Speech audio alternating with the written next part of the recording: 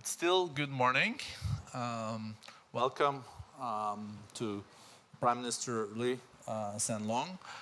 Prime Minister Lee, it's a great honor for us to have you here. The story of your country is remarkable. As you know, Singapore gained its independence in 1965, the year I was born, nearly 55 years ago. Since then, it has grown from a small British trading colony to one of the world's most sophisticated economies in the span of a generation. Back in 1965, per capita in Singapore was $500 US. Today, per capita is $65,000 US. That represents, I guess, around 9% annual growth.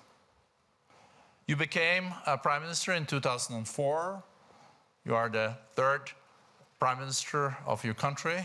Also shows the stability, and have been leading now the country for 16 years. We know that there is a lot of things happening in the region, but this is definitely Asia-centric. For the first time, 50% of the global GDP is coming from Asia, and Singapore's leadership is crucial. So I think all the people coming here, looking forward to hear your views, Mr. Prime Minister, on the geopolitical outlook, aspirations for Singapore. The floor is yours. Welcome.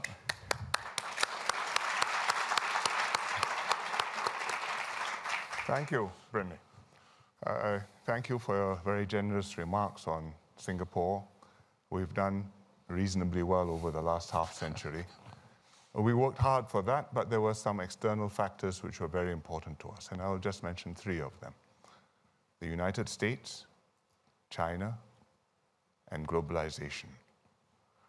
The United States was critical because it generated peace and stability and security throughout the Asia-Pacific over this last half-century.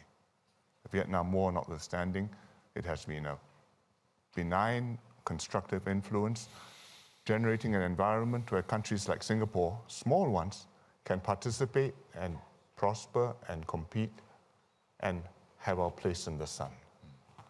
At the same time, the United States was also a major source of investments and a major market for us because they kept the economy open, and they believed that by being open and by being welcoming of the growth and prosperity of others, the US gained. China also was a major factor in our success, because over the last 40 years, as China reformed and opened up and grew steadily, even faster than Singapore, our engagement with them deepened.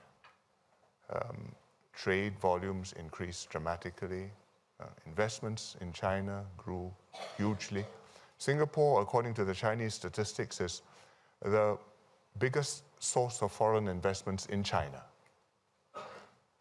through Singapore. I think some of them must be other companies based in Singapore, but nevertheless, it shows the depth of the relationship.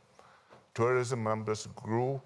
The engagement generated confidence, lift, and a certain vibrancy throughout the whole region, which Singapore benefited hugely from. Thirdly, we benefited from globalization because world trade was buoyant, because people did business with one another increasingly openly. There were trade rounds. There was a Uruguay round. The WTO played a constructive role, although not always effortlessly. But we plugged into the global economy, and that enabled a small country to be productive. And so the policies we made could work. Now we are at a turning point. All three of these factors are changing. The United States, in terms of security, I think the security balance, strategic balance in the region is shifting because China has become more influential and more substantial a participant. And other countries too. I mean, the North Koreans are a major preoccupation because they have nuclear capabilities. And America itself is asking the question whether they are carrying too much of a burden for this and wanting their allies to take on more of a responsibility, at least for financing the cost of this common security. On economics too, the Americans have shifted their attitudes. I think there's much more concern about impact on American workers, much more concern about other countries taking advantage of America, seeing this as a free rider problem rather than one where America is holding the ring and being open, benefiting others, but in the process benefiting itself. So that is a major change. We don't know that it is irreversible, but it is certainly a very fundamental shift of stance. The Chinese position has also shifted because as they have grown, they have become much more influential, much more advanced in their development. Their role in the international economy has changed substantially. Their influence has grown, and their relations with other countries, and in particular with the United States, has become more difficult to manage. And therefore, whereas it was previously effortless to say I'm friends with everybody, and including friends with the United States and with China, now we still want to be friends with everybody, but you are pushed to be better friends with one side or the other. So that's a change in the world. I think a lot of Europeans understand that perspective. Well, the smaller you are, the better you understand it. The third factor, globalization, is also shifting. You discuss it all the time here because people worry about the impact on disadvantaged groups. People worry about the impact on the environment. People worry about the uncertainties which are generated because we are so interrelated. And people are anxious about the ups and downs, which we no longer have a buffer to protect ourselves against. And in this environment, Singapore has to look forward for more than another 50 years and find a way forward to navigate them. What do we do? With America, we remain very good friends. They are a major security cooperation partner with us. And I think we continue to believe that they have an important role in the region to foster stability and security. No longer alone, but still an indispensable role, because the Chinese cannot play the role the Americans do, the Japanese neither. And so we would like to continue to work with America, we'd like to continue to work with China. From time to time, you will find yourself being pressed to choose sides, and when we do have to make a stand, I think it's very important that people understand that Singapore's choices are on its own behalf because we are making decisions for Singapore and not because we are a cat's paw for one side or the other. And that means you must have the courage to stand up and call things as they are, and from time to time you will incur, well, at least a raised eyebrow, and sometimes more than one raised eyebrow from one side or the other, and occasionally both. But it's necessary to do that because once people no longer think that you're a serious interlocutor calculating on your own behalf, you're written off, you're finished. With China, we also have a big account. In fact, China is our biggest trading partner, as it is for everybody else in the region, including all of America's allies. And we hope, when we see that it is possible for China to adjust its position, taking into account its new, very strong influence in the world, in order to integrate in a peaceful and constructive way into the global order, which it depends upon. Whether it is through the One Belt and Road Initiative, whether it's through the Asia Infrastructure and Investment Bank, or other diplomatic initiatives, I think China will have a major role to play. And Singapore hopes that we'll be able to cooperate with them and participate and encourage them to engage in a way which leaves space for other countries to prosper, to set their own path, and in the long term to welcome a new major player and not feel that this is an elephant in the room which may not notice who else is there and what may be underfoot. On globalization, I think, notwithstanding the pressures and the problems, we have no choice but to continue to bet on countries cooperating closely with one another. Because if 5.5 million or 6 million people in Singapore have to grow our own food and make our own computers and make our own banking and living, I think we will starve. It is not possible. But to prosper in such a new, globalized but troubled environment, we have to up our game, raise our capabilities, bring in new investments which will connect us to centers of vibrancy and prosperity all over the world. Europe, America, Japan, China, Latin America and Africa, because there are many spots of vibrancy and future growth there, and link us in a way where we make a contribution because we can do things in Singapore which is not so easy to be done all together in one place, any other single place. And that means we have to upgrade our companies, upgrade our people, education, skills, and have the environment where we can welcome in very high quality investments, operations, R&D centers, places where high quality people want to live, want to work, want to be. And it's not just costs, but it's also the whole environment, the safety, the security, the confidence, the opportunities, the vibrancy. That is what Singapore needs to be. And amidst all this, we have to look after our own people. Make sure that all these good things which happen in the world benefit not just Singapore, but benefit Singaporeans across the board, so that they are able to take advantage of the jobs we create, so that they are able to fend for themselves against global competition, so that if one industry is declining, which will happen from time to time, the people there are given the help and the support and the time to gain new skills and transfer their employment to another industry, another job, and be able to make a living for themselves. And not feel that they are fending for themselves on their own and that the system is not on their side. This system has to work for them, because if it doesn't work for them, the system will fail. And in Singapore, it must not fail, because we only have one chance to succeed. Thank you. Thank you, Mr. Prime Minister.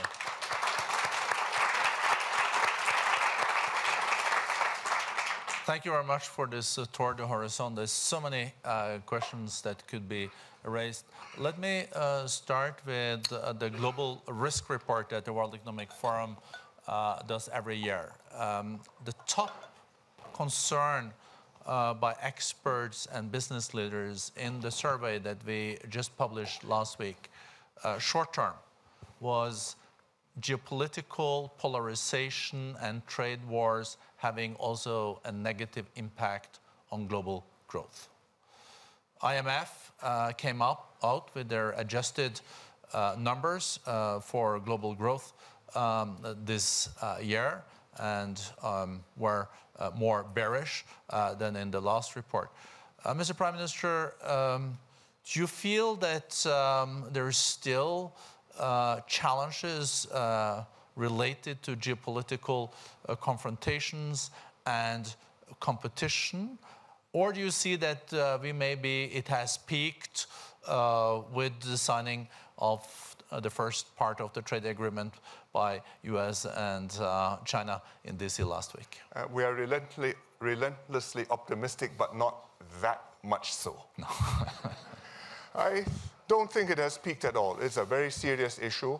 How does an incumbent hyperpower, the United States, accommodate a rising new power, China, which is going to grow as a percentage of the world GDP, which is going to grow and develop in terms of the sophistication of its economy, and which in absolute size is going to become larger than the United States, although not more advanced than the US for many years to come.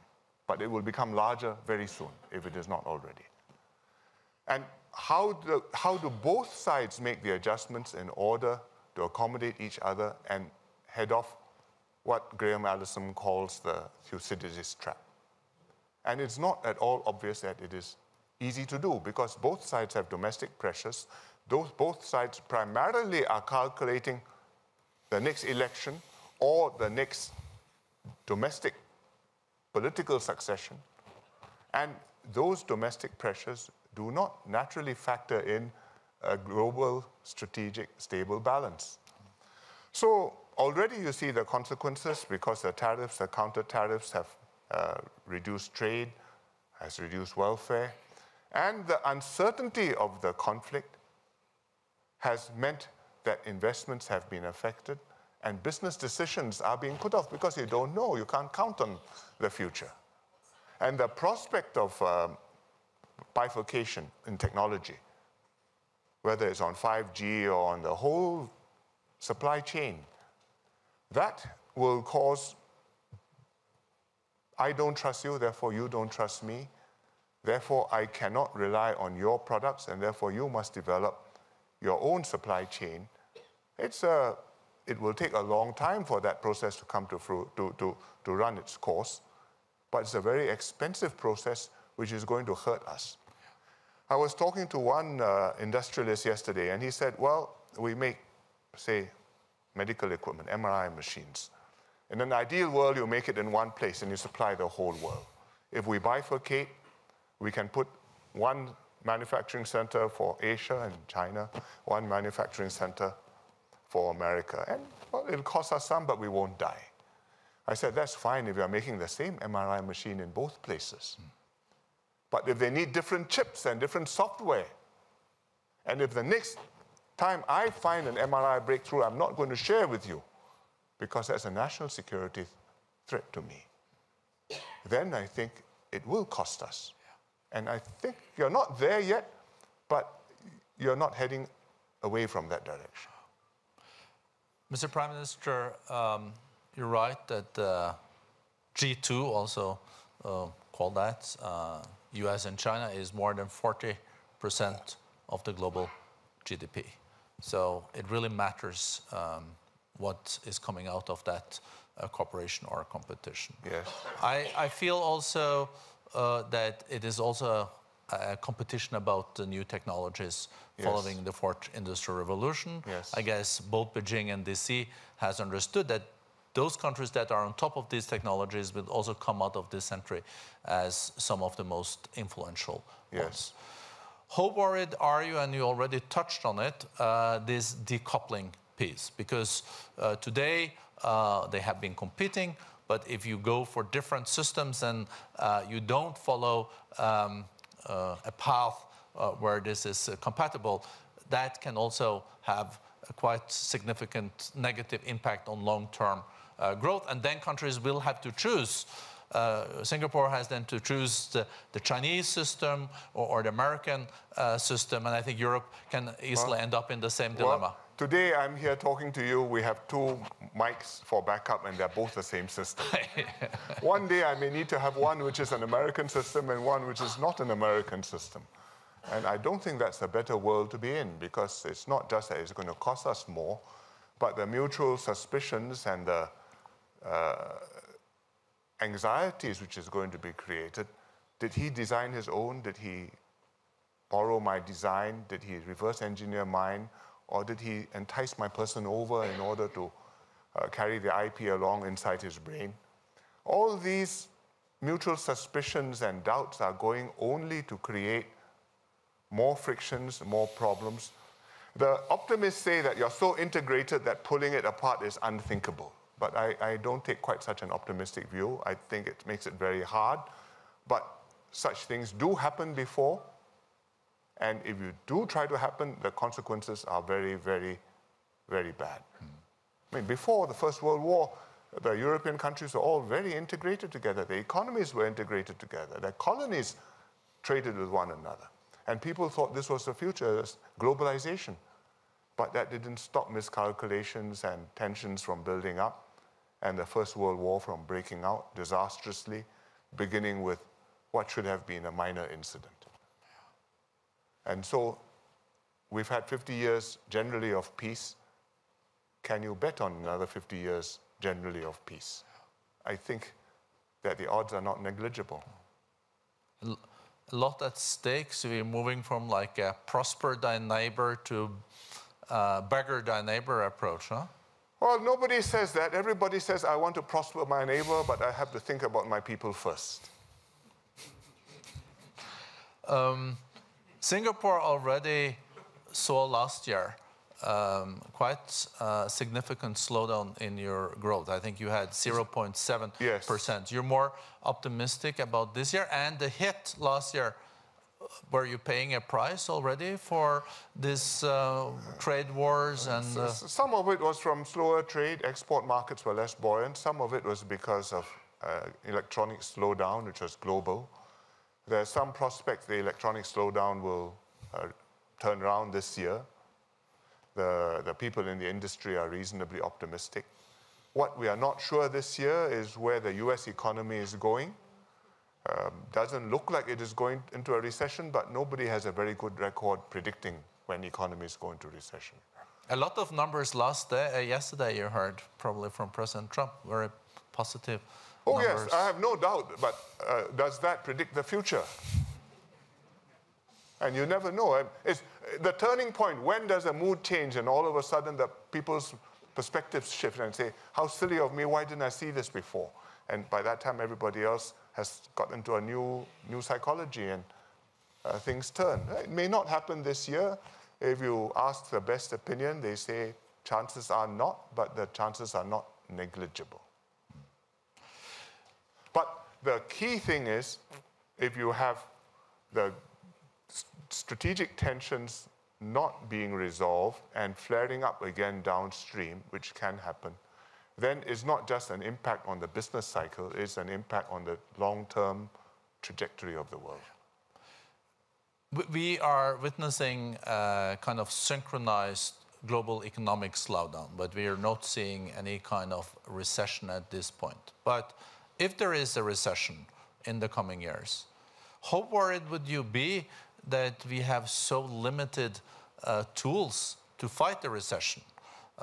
You know, can you have more than zero interest rate? You can, of course, go a little bit further with quantitative easing. How much of a fiscal muscle is there globally when many countries are already running with big deficits? And what was the lesson learned from 2008? G20 came together and agreed on very unorthodox tools. Would it be possible to get the same players in the same room and agree on anything these days? Well, that depends on your view. Whether things have turned sour because the relationship has soured, or whether they work less well together because the crisis is less urgent.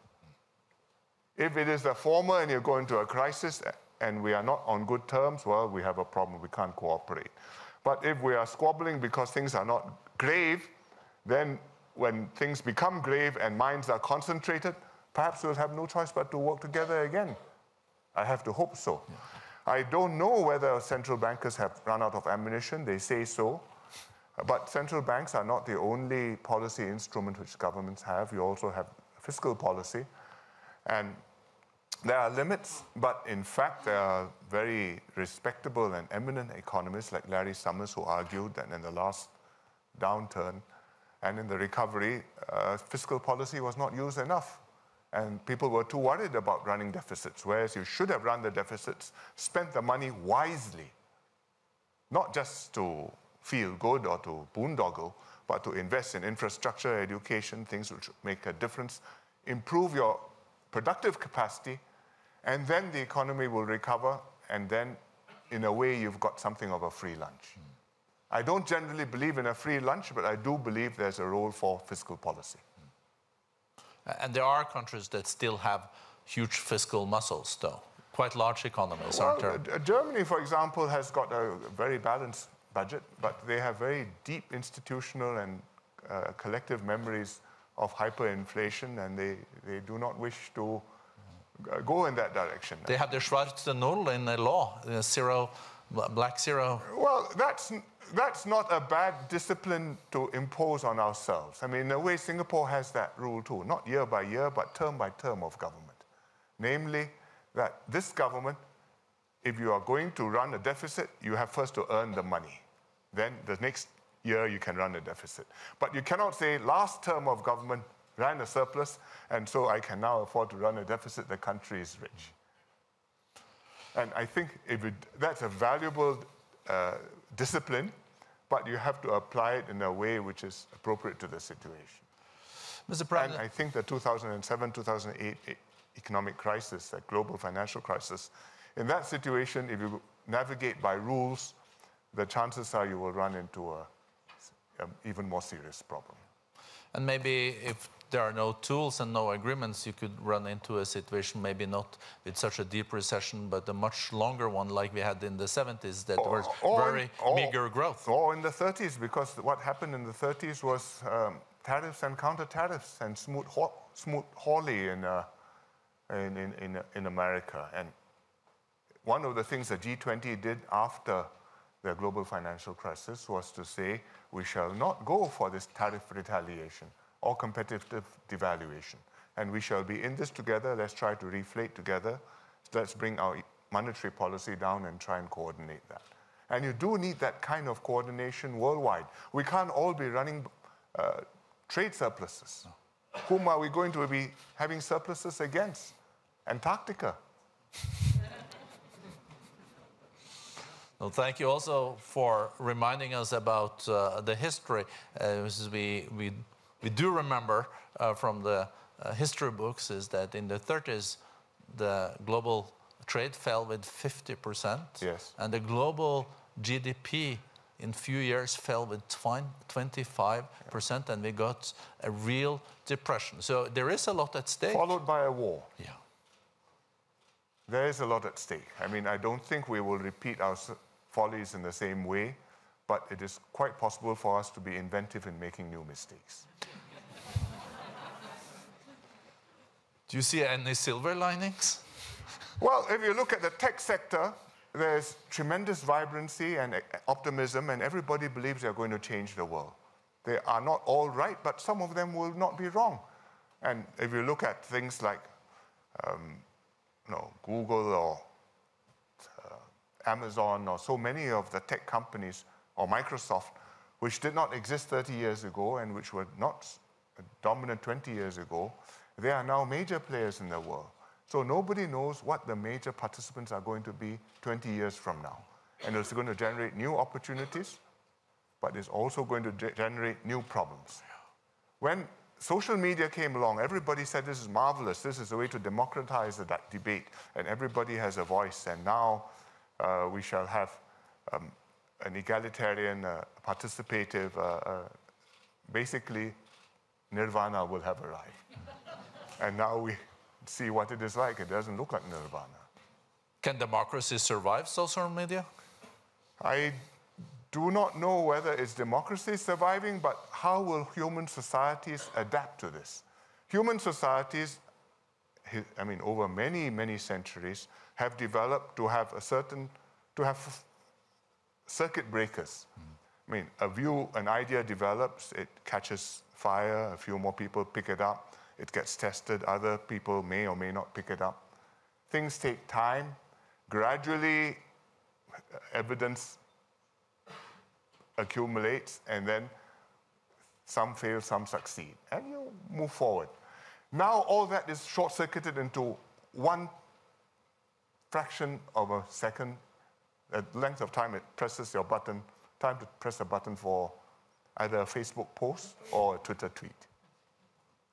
And when you speed up the operating cycle like that by 100 or 1,000 or 10,000 times, the operating system will malfunction. Human beings are not meant to work like that. Your brain doesn't speed up 10,000 times. You need time to hoist things in, to mull it over, to think it, discuss it, to test it, and gradually to get some gray hair, and then you have some better decision about it. And if you throw all that out of the window, I think you need to be very confident you know what you're doing. And I'm not sure that we actually have an answer to that question. These platform companies, scale and size is everything. When the winner takes it all in a platform economy. How do you think smaller countries and medium-sized economies will cope with this? If we can participate in the global economy, then we are part of it. I mean, in Singapore, we have a lot of the major platform companies are all in Singapore. Google is there, Facebook is there, the data centers are there, the engineers are there. We don't have very many unicorns of our own, but we are part of the global economy and part of these major participants. And if there are proper rules which protect participants, big and small, in this environment, then I think we make a living. If there are no rules, and all of a sudden you have a Twitter storm or something befalls you in the middle of the night, next morning you wake up and you find you've been devastated. It can happen. Prime Minister, thank you so much. I think I'm speaking on behalf of all the participants. I would have loved to continue another 50 minutes to get your insights, but everything good also has to come to an end. Thank you so much for joining us, and thank you for your leadership. Thank you. Thank you, Bob. Thank you.